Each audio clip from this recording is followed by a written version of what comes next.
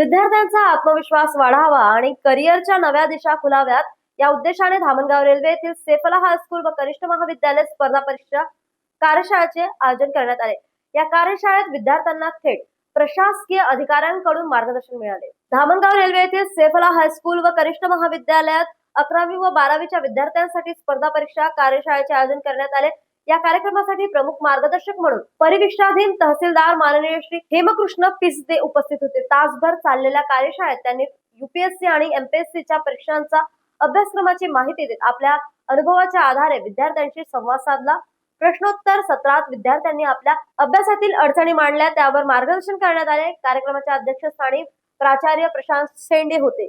त्यांनी विद्यार्थ्यांना स्पष्ट ध्येय ठरवून सातत्याने प्रयत्न करण्याचा सल्ला दिला। यावेळी उपप्राचार्य अनिल लाहोटी, पर्यवेक्षक प्रमोद हातेकर यांची उपस्थिती होती। कार्यक्रमाची सुरुवात डॉक्टर बाबासाहेब आंबेडकरांच्या प्रतिमेचे पूजन करून झाली।